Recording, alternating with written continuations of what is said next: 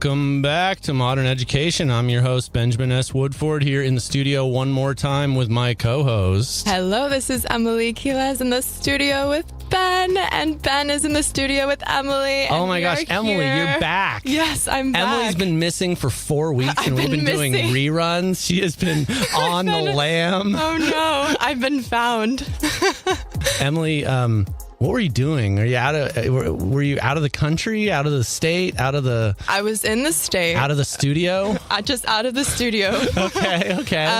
Basically, my boyfriend who lives over in London came over. Sorry, ladies and gentlemen, if you thought that it was going to be you, it's not.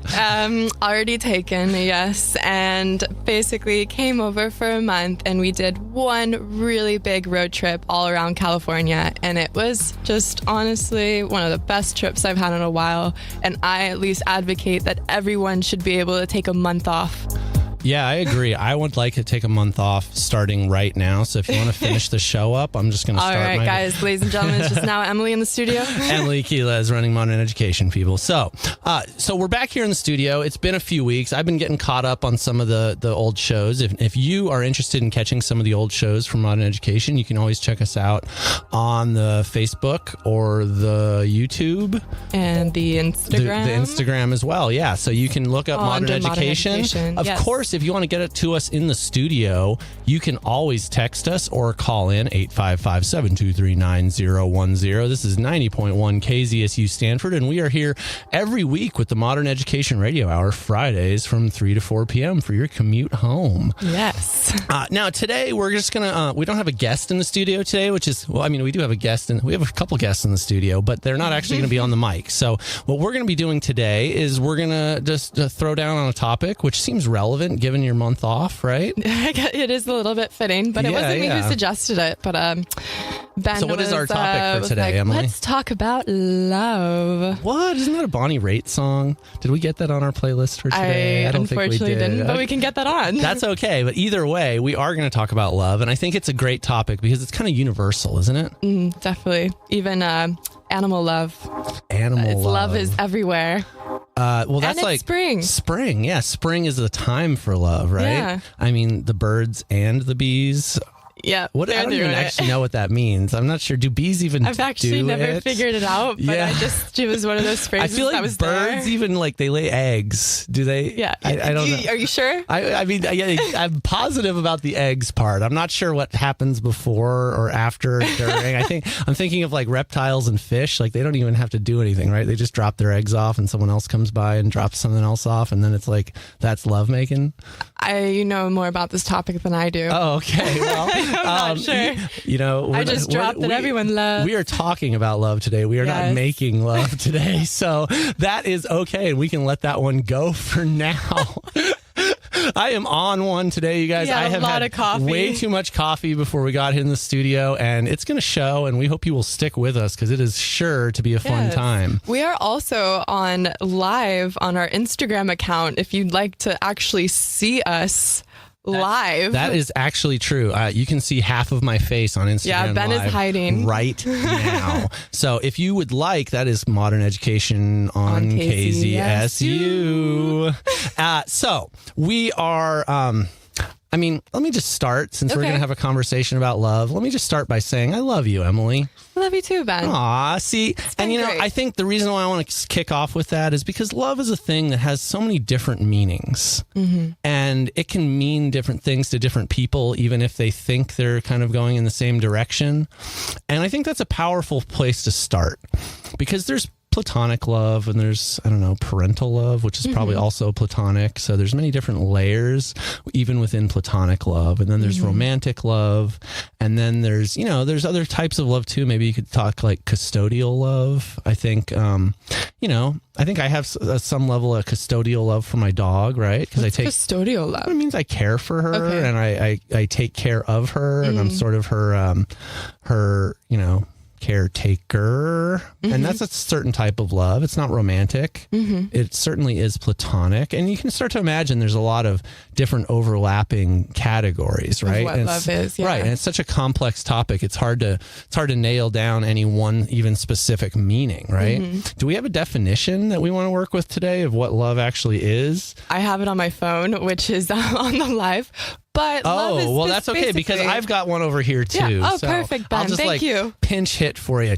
Knock it out of the park. You Let's ready hear for it. this? Okay. I don't know if this is actually a definition, but a team of scientists led by Dr. Helen Fisher at Rutgers claim that romantic love can be broken down into 3 categories. Do you want to take a guess what those 3 categories are? And if you already know, guess silly things that aren't them, and then I'll correct you. That are love? Yeah. Things that are 3 love? categories. Intimate? Okay, intimacy. We could check that one in a minute. Give me 2 more. Puppy love. Puppy love. It's a universal. And what's your last choice? Yeah. Anti-love. This is a horrible list of love when it ends with anti-love. What is that, hate? I guess. Oh, man. I am not putting hate on my list of the No, qualities it's not. of love. Okay, no, I can say that. I shouldn't say hate. Just like Okay. the opposite of Is that friend Love. zone? Is that the friend zone? friend zone love. Friend zone love. I don't know. You put me on the spot. I'm like, what are the first 3 things? I'm going to put you in the friend zone too.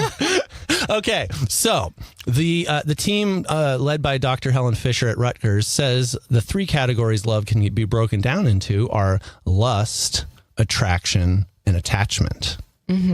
Yeah. Lust, attraction, and attachment. Right. So is attachment like similar to obsession? Or is that I just sure being hope not. attached to? So let me break down my understanding, and this is not necessarily Dr. Helen Fisher's understanding, but sometimes I make stuff up, and half the time it even works out. So let's give that a try, okay? So the way I'm understanding this is that there are sort of tiers or layers to how love develops, and these 3 categories seem to be sort of progressively more important. I don't think you start with attraction or attachment. You start with lust, and then you end it with you move it towards attraction, and then sort of culminates in attachment. And I think So it's like the stages of love. Sure, and I'm sure some people may start getting really attached and then start lusting, or some people may start with an attraction and then become an attachment, and then maybe they have the lust. And based on my conversations with many married people, I think the lust can go away too. Yes. I think that is, what is it like to keep the sparkle, the spice alive in your relationship is always a struggle, I think, with long-term. Sure. What do you think that is? Why do you think it's so easy for us to get into these patterns of sort of accepting normality or, not trying as hard anymore? I guess it's routine. Like if of the people I've spoken to, if you get too much into a routine where you know exactly how your day is going to be or how that person is going to treat you, then it could be problematic to the idea of just spicing things up, like something outside of that routine, right? I like this idea you're bringing up about knowing how they're going to treat you, right? Because there's something about novelty, right? Just the simple act of not knowing what's going to happen next can be kind of exciting, can't it? Do you think not knowing? Yeah, no, definitely. And it's also like, just, how do I say? Like love is, I guess, it's supposed to be unexpected. Like it's not something that you just like, if you're looking for love, it's not really the best place to find it. It just kind of happens. Are you saying looking for love in all the wrong places? Well, yeah. There's a song about that too. We need to. There's a lot of songs about love. We could probably find something for I would love a every statistic. phrase. If you are listening right now and you could get a statistic of how many love songs there are currently, if Google can give you that, or you happen to be the person that's been cataloging that for the last 100 years. I don't actually have a prize ready for you, but I would love it.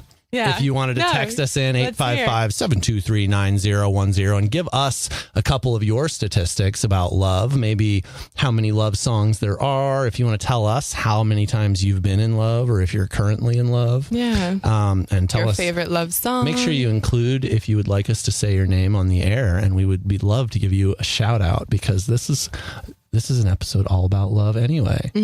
So, 855-723-9010. It's 90.1 KZSU Stanford. And we are here rapping again, having Emily back in the studio after many weeks out on a tour of love in the state of California. And now we're back here. So, we were just talking about the categories, right? Yes. And there's lust, attraction, and attachment. And there's actually some very distinct sort of hormonal cues or I don't even know how to say this, but lust is associated with testosterone and estrogen. So this is the kind of the early stages of just starting to feel some real maybe I'd say desire for another person. And that is largely fueled by the sort of male and female stereotypical hormones of testosterone and estrogen, right? So maybe you might think of this as like your sex drive. Yeah. Which most people have one, not all. Being hormonal. Yeah, sure. Okay, yeah. Now, consequently, people a lot of times think that teenagers are so crazy because they're hormonal. And it turns out there's no evidence of that, just as a side note, that they're mostly just crazy because they're teenagers. Makes sense. And we respect that because we were all teenagers at one time. Exactly. And some beautiful things come out of being a little crazy and just not knowing that you're wrong enough that you don't try it anyway. It's a beautiful thing. Okay, that was my tangent for the last 30 plus seconds. And let's get back to this. So now attraction. Attraction is also associated with some hormones, and these are different ones than lust. So attraction is associated with dopamine, norepinephrine, and serotonin. So these three hormones are more associated with and have been found in studies to be linked to feeling attracted to somebody. So attraction is a funny thing because I think attraction can happen at a lot of different levels. You know, you can be attracted to somebody for their personality or for their looks or for their status, right? And it's an interesting thing trying to quantify because I think everybody has different things they're attracted to. It is. And I think that's a good point to mention is that love really is something that is to each individual, to each person. It's really hard to describe. Such a personal thing, right? And it's so interesting to think about like what it means to even try to describe love because it's this universal experience. Everybody kind of knows it. And yet it's so hard to describe that when you're in the midst of it, it's like nobody could possibly understand this, right? Like that's a really, exactly. Like how could anyone grasp the depths of my love? No one will understand. Right? And yet we all kind of do. So it's an interesting thing, this sort of universal and yet highly individual feeling. And there is, there's something about this just from the standpoint of thinking about your own self-knowledge and really trying to think about like what you feel and know is so individualized to you that we can only really trust what you say. If you say, I'm in love, we go, okay. But it turns out there are some telltale signs that can be looked at. And we've done quite a bit of research on this. Not me personally, but I did like a little bit of research online before we started this show. But actually, there are neural correlates within your brain that you're able to find and see the areas in your brain that light up when you're in love. So there's certain areas in your brain that will always light up if you're in love? Or is it different areas for each person? So there are certain areas. And so if you're not familiar out there in the audience with what an fMRI scan is, it's basically a big, huge magnet that you put people in and then you have them do things and then see where their brain sends blood to or water or oxygen type. It's all kind of connected. But the basic is you give a stimulus and you are able to actually see how a person's brain lights up.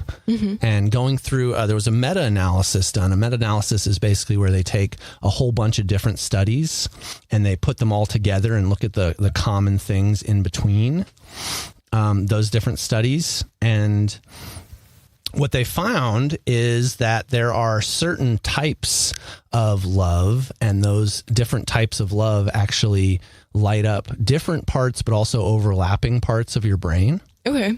And they're able to tell differences in, say, how much attraction you're feeling towards somebody or how much love you're expressing towards either people you know that are really familiar? I just had such a bad thought of like this dystopian future where you should like check your lover out and be like, do you really love me? You get a brain scan of them. Wow. Yeah. Let's try not to practice that, guys. Let's just take their word. Well, it's an interesting point though, because there's so many things that can go wrong with technology. I mean, I'm thinking of the Black Mirror series Black Mirror, exactly. in general, but and if you haven't seen that on Netflix, you feel free to check it out. Yeah. Yeah.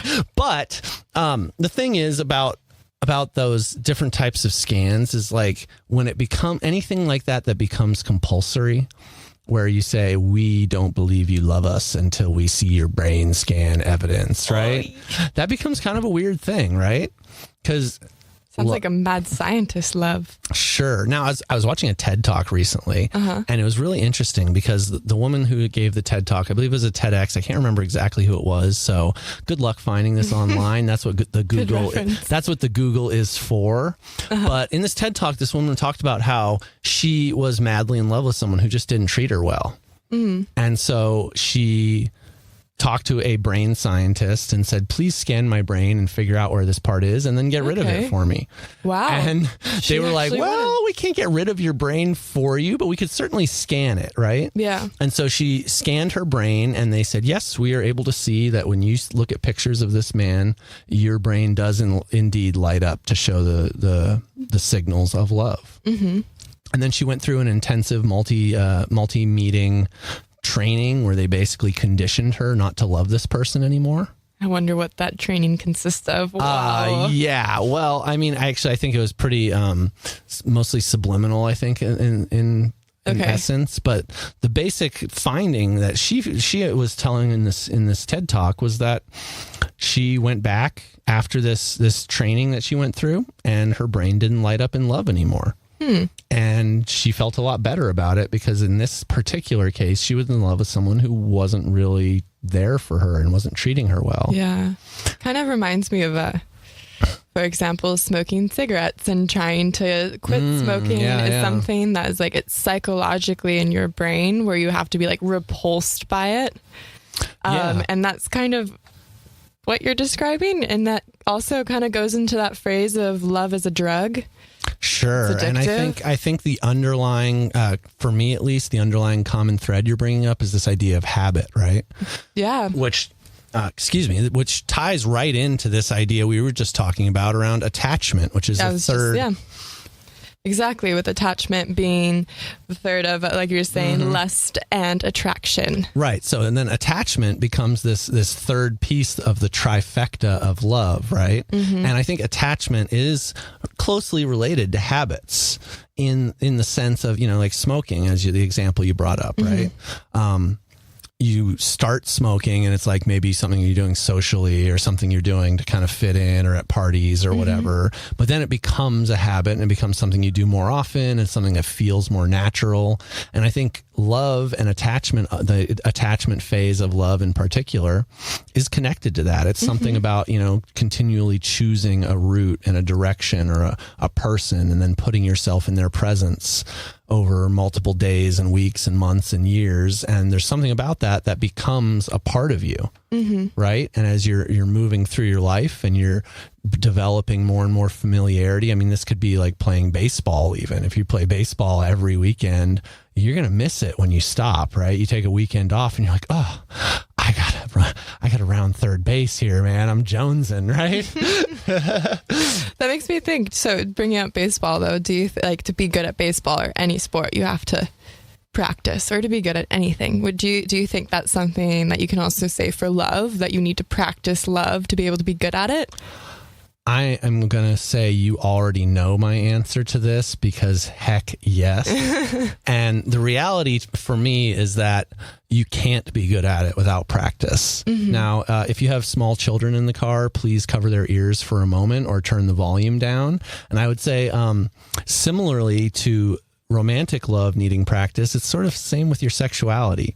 They always say like the first place to start is with you. And I think that's true for physical love and romantic love and everything in between. Is if you don't understand yourself And if you don't understand how your body works or how your mind works or how your heart works, it's really, really hard to be able to give that in a meaningful way. Mm-hmm. I think as well, to know your worth, to be able to set your own boundaries and things that you you want or don't want. Right. And that's not something you can fake your way through. Mm-hmm. It's certainly something you can accumulate along the way. Mm-hmm. And I think that is an important piece of why you need that practice, right? If you spend, I could be wrong about this, especially when you're talking about maybe like if you want to be a Buddhist monk, you may just spend a lot of time sitting by yourself thinking about how to be a good Buddhist monk, right?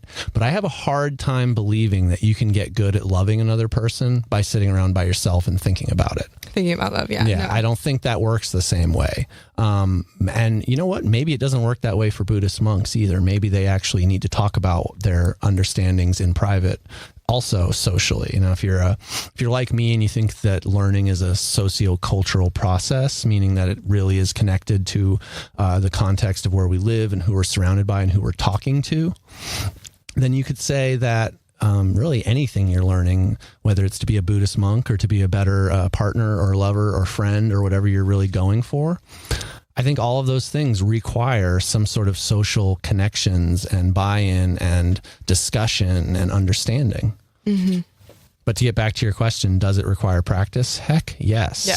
Just like anything else. If you want to swim fast, you better get in that pool. You better practice. Right? You don't just if you think want to ride your bike 100 miles in a day, they call it a century, I believe. You better start riding it every day for a while, right? You want to run a marathon? What do? Eat donuts on the couch. That's what I do, but that's because I do not do any running. So I think that's a different plan altogether. But if you want to run a marathon, you better get up and run, right? So if you want to love, then I think that's really what you got to start doing, right? Start loving. Yeah. But I think because it doesn't even need to be necessarily like loving one person, but like loving the whole world. Like if you are walking down the street and like being like, why are you in my way? Mm-hmm. You're so annoying. Yeah, I don't know. That's a grumpy person. Exactly. That's practicing grump. Yeah. You need to be practicing everywhere. Some times in my life where I was a practicing grump. I am talking from experience. Yeah. Yes. You look like a grump right now. I'm just kidding. Thank you, Ben. Yeah. It's funny because on radio, no one can tell how grumpy you look. That's why I'm not in radio. But they can hear your voice and you sound so happy. So I just had to let them know that my face is really like the grumpy cat. She is smiling in her voice, but grumpy on it. No, I'm just kidding. Emily is really talking me up here. Emily is a great co-host, and I like messing with her just a little bit on the air. I think our listeners, if you like messing with her too, you could always text us at 855-723-9010. We would love to hear from you. Yeah, same. Yeah, Emily would love to hear from you. You could say something nice even. That would be wonderful. 855-723-9010. The topic is 010. Yeah, so, as on this topic of practice or even practicing towards like where you want to go, I think there's a really interesting thing around like self-love. Mm-hmm. And I'm not talking about masturbation, although that is probably part of it. I'm talking about just knowing how to take care of yourself. Mm-hmm. Because if you are learning to really take care of yourself and do what you need for yourself, it comes out in everything else you do too, especially in your loving relationships. Because if you want to love another person and you're not taking care of yourself, I think it is automatically at some level going to degrade into something you probably don't want it to be. Mm. It's so easy to say like, I take care of myself though, or I practice self-love. But like, What does it really mean? Does it mean like a bubble bath on a Tuesday? Well, that's a great question. I don't necessarily have the answer because I'm not sure there is one. What have you found for yourself? Well, so there's a few different sources that I've heard about this idea of, areas of your life that need attention. And I may totally butcher this, but if you give me a couple shots, I'll figure it out. So I believe there are 4 areas of where like a whole life is supposed to be balanced with. And it doesn't necessarily mean you're putting equal time into each one. And that's it. It will change throughout your lifetime and throughout phases of life. But if I remember correctly, it's your social realm, mm-hmm. your spiritual realm, your financial realm, and your physical realm, or your, physical health. Mm-hmm. And if you're thinking about these 4 things, that is what many people say a well-rounded life should have included in it, right?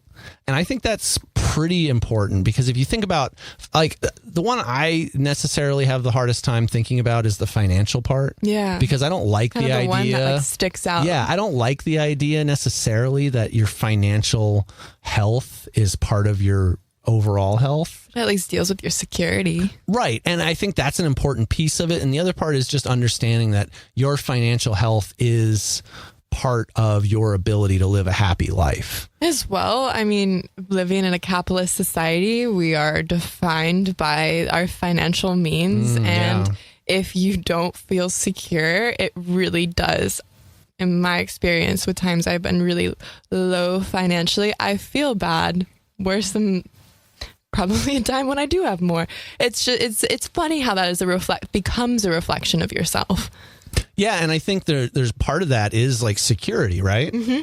Because if you feel secure in knowing you know where your next meal is going to come from, and you know you're not going to have to like skimp out on entertainment things or something like that, it gives you more freedom to feel like you're able to face just the everyday things in life. Because you go, Friday night I'm going to go to a movie and it's going to be good, or I'm going to take myself or my friend out to a nice dinner, and that's like a meaningful thing that you can look forward to. And if you don't have the means for that, to have the social bit, right, it becomes a stressful situation when you're thinking, oh, how am I going to pay for my next meal? How am I going to, and so I believe in that sense, your financial freedom is deeply connected to your ability to, feel secure, to love, to feel like you can give. I mean, if you don't know how to just get your next meal, it's really hard to be thoughtful and selfless and loving to another person. Mm-hmm. And that's just real, right? It's so hard to just be secure if you're not in a place where you have all the basic needs met, right? This is Maslow's hierarchy.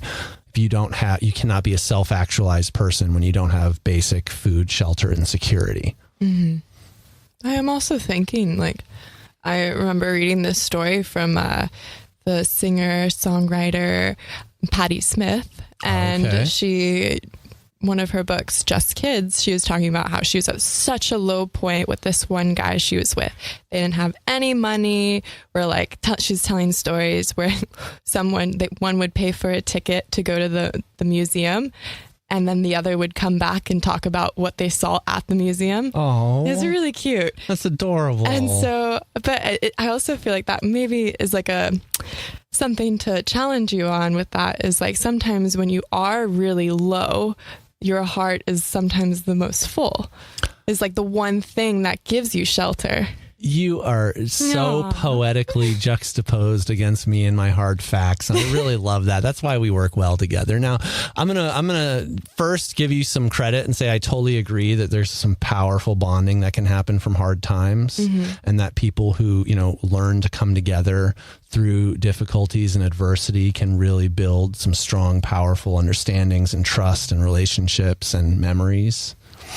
And then I'm going to come right back and throw this in your face just to see how it sticks. That didn't come out right. Reminded me of the cheese thing that people throwing on the faces. wall. I don't know. See how it sticks. I'm just remembering right now the like when you're a little kid and they have the mystery stuff and the goo and you put your hands in there and you're like, ew, it's brains. It's really just like cold pasta or something. I don't know. Anyway, I don't know what is going on right now. Tangent. Yeah, that is something we do here at Modern Education. Somebody's calling me. I'm not going to answer that. If you'd like to call us, though, 855-723-9010. We're here in the studio talking about love on KZSU Modern Education, Fridays from 3 to 4 p.m. Now, where I was going to go with that is there have been some limited studies done where they've actually tried playing with giving people a basic fundamental income.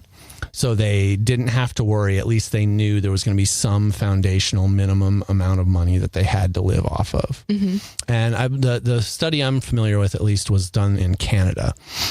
And what they found was actually pretty surprising, that when people had a basic living wage without having to worry about where it was going to come from or what was going to happen to be able to get that, a lot of problems that we think of as social problems really just went away. people had less depression, less anxiety, less suicides, all kinds of really powerful outcomes as far as mental health. And I think that, to me, does speak to something about really being important about the financial piece of having a well-rounded life, which I think a well-rounded life filled with lots of love does need all these parts put together and attended to, right? Mm-hmm. So we're talked a little bit about the financial piece, but let's talk about some of the others, right? Like social, right? How does I actually just remembered I have some statistics to go against you right now. What? Where are your statistics, Emily? Give me what you got. Okay, so bear with me. Mm-hmm. I'm now taking some statistics out of context to go towards you, but basically, okay, we misuse statistics here at KZSU. Yes, no. We'll see. We'll see if this works. Give it to me. He's what do you got? He's the mathematician, so he can go off of it. So off of a Gallup World Pool survey, off of trying to find out which countries had the most love, and that they were analyzing through family, kind of like you're saying, platonic to romantic love. Sure. And the number one rank was the Philippines, and then was Rwanda, and then was Puerto Rico.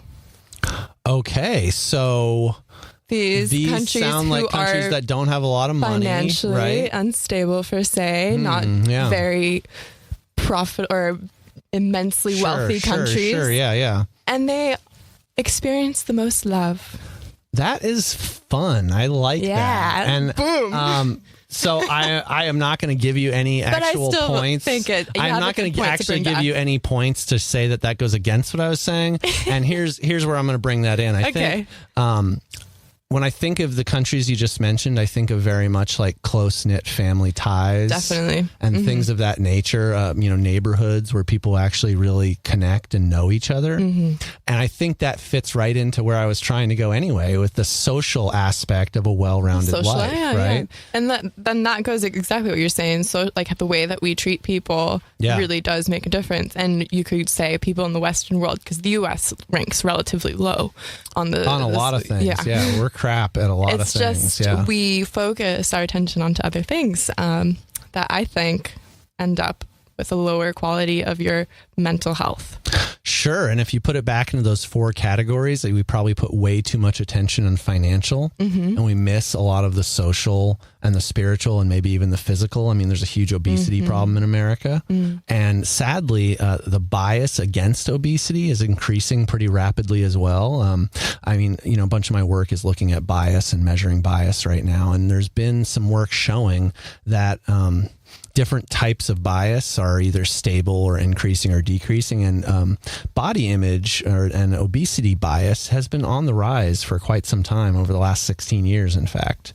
So people are becoming less accepting and more biased against body image issues, while consequently they're becoming less biased against like sexuality issues. So homosexuality these days, more in, less bias there. Obesity, not so much in. People are really becoming more biased against obese people these days. And that is a shame, right? Because that's not loving at all. No, not loving. Aww. Let's practice more love. Yeah, how do we, is that explained just by trends? I think it really is explained through the social context. Okay. As people, get inundated with more images and messages and social conventions change. I mean, what do you think? Like, what comes to mind for you of what's happened in the last, say, 16 years that could have drastically changed our body image biases? The Dove campaigns. I can't say that I'm familiar because I don't actually watch TV. Anything else come to mind? Because that was not what I was thinking. Social media, Instagram. That was the one that was really pulling me. I think not the Dove campaign. Maybe the Dove campaigns too, honestly. But I mean, it's a really good campaign. The Instagram, right? Yeah. The Instagram is this like powerful thing that has turned everyone into a runway model. I mean, okay, well, yes, it depends on who you follow. It really is like that bubble that you put yourself in. But I follow these amazing women who are plus size models, and they're killing it in the scene right now. You got to send me some of those. I want to see that. I will. No, they're honestly they're really like beautiful women, and they're having like all of these like body positive stuff, and they're getting great comments and so many likes and follows. Yeah. So I don't know, maybe Well, we might be seeing another shift. Sure. And I think that is maybe even a more recent thing because the data that I'm citing actually stopped just a couple years ago. Okay. And was sort of, it doesn't predict very well within the last couple years of the cycle anyway. Mm-hmm. So I think that all this talk around, equity and around Me Too and a lot of these equity movements in different areas, I think are starting to change that conversation. Mm-hmm. People, you remember we did our show on privilege not too long ago, and I think privilege is becoming a much more common conversation. Yeah. Gender issues, racial issues are at least being talked about more often. Is that at least, can you say that's identity politics? The way that we identify with all of these things, the fact that we're just talking about it? I think you could fit it into that. I can honestly, you're my political correspondent here. Honestly, I wouldn't be the one to give the definitive note on that. I was like, come on, back me up. I don't know. I'm making this up right now. Right. No, but yeah. It is really interesting. We're all being very more self-aware, and I would say that's definitely because of social media. But I have to say, going off of social media, the way that love is presented on social media is bleh. Yeah, well, I think Cringe. That's true. I think that's true for the way love is presented in a lot of media, not just social media. I'm thinking of Disney, right? Disney brainwashes little girls from the day they're born, or at least the day their parents want a day off and put them in front of the TV. And it brainwashes them to think that I'm supposed to be a helpless victim waiting for Prince Charming to come save me. And there's some new ones that are getting better, but it's not just Disney. I'm just using Disney as an example, really. The Disney archetype. Right. This narrative around waiting for your Prince Charming to save you doesn't seem like it really serves anyone's interests. Especially in our modern day, in the modern girl. We're not really waiting. That's right. You shouldn't be waiting. If your Prince Charming isn't out there doing something and you're out there doing something too, he's probably not all that charming anyway, right? It takes both. That's my experience too. Yeah, and what about Princess Charming? Where is she Princess Charming, exactly. When she steals the man's heart. Yeah, I'm sure that happens way more often than Disney wants it to. Agreed. We're going to take a quick break, play a little love song for a minute, do it. and we'll come right back, okay? Sounds good. Oh, it is so good to me, baby. We got your love in the studio again. This is Ben Woodford with Emily Quiles on the Modern Education Radio Hour. We're here every Friday from 3 to 4 p.m. for your commute home, and you can always text us. What's that number again? 855-723 9010. Oh my gosh, you got it. Okay, so we're back and we are talking about love for this hour. I would love to keep going with this conversation. And I was going to talk about a little bit more research. Yeah, let's hear some research. Now, there's a great book that I really love. No pun intended, called Consciousness, by Stanislaw Dehaene. Mm-hmm. And he goes through a whole bunch of brain research looking at what consciousness is and how it works and the kind of prominent theories around what we think about what it means to be self-aware or conscious at all. Mm-hmm. But he also talks in the book a little bit about love. Okay. And he specifically is talking about it in terms of neuroplasticity. Now, do you know what neuroplasticity is? Because if you say yes, I'm going to explain it anyway. I think you should explain it for our listeners. Okay, so if you think about neuroplasticity, the word itself is a little bit descriptive, right? Mm-hmm. We say plastic; it means it can be shaped and reshaped in different ways. So neuroplastic is this idea, or neuroplasticity is the idea that you can reshape the way your brain works or reform new connections. And this is something that happens throughout your lifetime, quite a bit in your first couple of years, but also throughout the human's lifetime. Our brain is neuroplastically reorganizing itself. Mm-hmm. Makes sense. One of the really famous studies is around cab drivers in London, and they actually have to go through this really rigorous process to become a black cab driver in London called the knowledge. Okay. And they did a fMRI study where they looked at their brains and found that over the learning of the knowledge, which is essentially just an intricate understanding of all these really complex street systems that are going on in London, that their hippocampus, I believe, or a region of their brain, if I'm misquoting the hippocampus, I think it's that anyway, but grew quite a bit through this. But anyway, is that like the hippocampus is where it's stored like memory? I mean, I don't. That's not even really the point of like why I'm bringing this up. But it's the idea of your brain neuroplastically reorganizing itself based on learning, right? Mm-hmm. And education is a powerful piece of this because educational experiences create learning opportunities, and those learning opportunities actually change the way our brain looks and works and functions. And it's pretty powerful. It does happen throughout the lifetime. Mm-hmm. Now, the interesting thing I'm bringing this up for in regards to our topic today on love is that there are a few really key times in adulthood where neuroplasticity is initiated in a powerful way. Mm. Now, the two that are brought up in the book by Stanislaw Dehaene, the consciousness book I just referenced, are romantic love and having a child, which I would argue is platonic love. Uh-huh. And so love is a time when your brain is the most vulnerable to change. Yeah, I don't like the word vulnerable, but I would say most susceptible. This is really telling, I think, about your subconscious views on this, the way the language I've you're choosing. Seen love as something else, but I am in love. So I've learned this is my time of my neuroplasticity. You're in love right now. Yeah. So your brain is blushing. On overdrive. She is blushing, ladies and gentlemen. This is one of those moments where radio can just not do justice. She's covering her face right now and her cheeks are all red. It's really great, actually. Ladies and gentlemen, if you would like to send in an emoji to let Emily know it's okay, you can do that at 855-723-9010. A little smiley face emoji would probably make her feel a lot better to know she's not the only one that gets embarrassed. But thank you, Ben. Yeah, no problem. Oh, look at those smiley face emojis just running in on the... Wow, there's so many.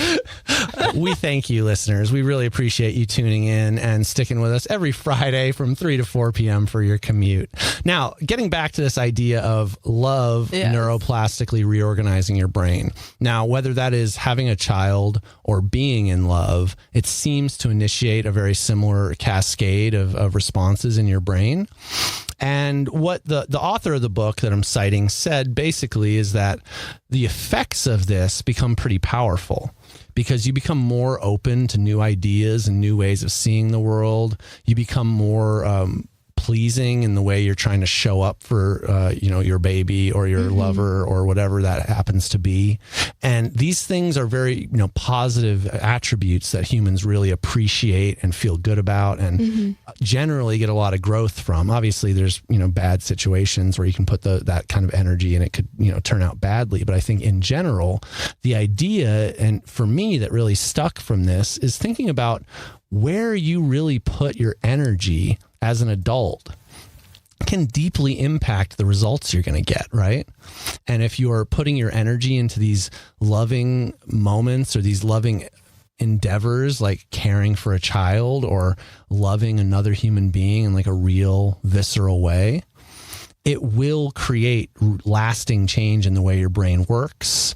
It will create change in the way you think, and your brain will actually become more plastic through that process to essentially help facilitate that for you, which is powerful. Being in love is really a good thing. It's a good thing for your brain. Yeah. And I think that, speaks to like why we get so excited when you say like you reignite love with someone you haven't seen in a while, or you maybe haven't, long distance or, whatever. I mean, there's a million ways you could reignite your love. Your husband of 20 years, you could like take a vacation together or, have a really nice night out or a special bottle of wine, and just little things can spark that feeling again. And that feeling, I think, is so powerful for us because humanity, I'd say at its core, really loves to learn and life loves the chance to really expand our own perspectives in the world. So it's an interesting thing, I think, to realize how powerful that really is on a neurological level. And it's something I could say that I've realized since I've been in this relationship I am in now, that I have begun to see the world in a different way. Maybe that's why people say like the rose tinted glasses. Sure. Or like, I don't know, you start to do things or say things that maybe you wouldn't have ever thought that you would before. Wow, that was really sappy. Where did that come from? Right? Yeah, I think that's true. And I think there's an element of this rose colored glasses effect that is simply sending us out into the world more open to possibilities. Which isn't a bad thing. No, I don't think it is. And, obviously, you want to be prepared and ready. And there's the Roman philosopher Seneca said something along the lines of luck is when preparation meets opportunity. And I think that's true here just as well as in other places. Luck is an important part of our lives as we go out into the world. There's so much randomness. We don't know what's going to happen. And the fact that you want to go out in the world and let your love shine and let your brain and mind be open in a way that really lets you take advantage of that neuroplasticity. I think it is also part of going back to earlier in the show, just thinking about what it means to prepare for that, right? Taking care of yourself, understanding yourself, learning to do loving things in ways that you feel good about so that when you're in that position, you're doing something that's true to yourself, right? Yeah. To be true to yourself. I mean, exactly. There's so many different ideas and images of what love may be going back to media and what we see. It really does, I think, influence in how we are, or these expectations of what love looks like. Sure. But it really is between each individual. Yeah. And I'm so glad you brought us to that idea because love has so much, it's such a loaded word, right? Mm-hmm. And the way we see it portrayed in movies is boy meets girl, boy takes girl out, boy kisses girl, and then they're having sex, happily and that's the end of it, right? Now they're married or whatever. Yeah. And the reality, I think, is that that's just not true. Yeah. Love has different flavors and it has different ways of coming about. And love is very painful. It doesn't happen with a 1-minute montage, right? That's just not the way it works. And it is a very personal experience, right? It can be painful. It can be beautiful. It can be difficult. And I think it's often one of the most biggest highs and biggest lows for a human to face is the things connected to love, right? Whether that's romantic love or platonic love. I mean, if you love a family member and you lose them, that is a powerful experience, which most of us would consider one of the lows, right? Yeah. But then to love that family member and see them succeeding and doing things that matter to them, that's one of the biggest highs. And that's not because you're succeeding. It's because someone you love is also succeeding, yeah. Experiencing what it means to really be alive and to feel that. Yeah. Aww, you're so lovey. I would like to recite a little poem from W.H. Auden. Okay, let's hear it. And just a good way to kind of end this off. We have, the more loving one. Looking up at the stars, I know quite well that for all they care, I can go to... I had just realized this poem has a H-E double hockey sticks. But on earth indifference is the least we have to dread from men to beast. How should we like it if it were stars to burn with a passion for us we could not return? If equal affection cannot be, let the more loving be me.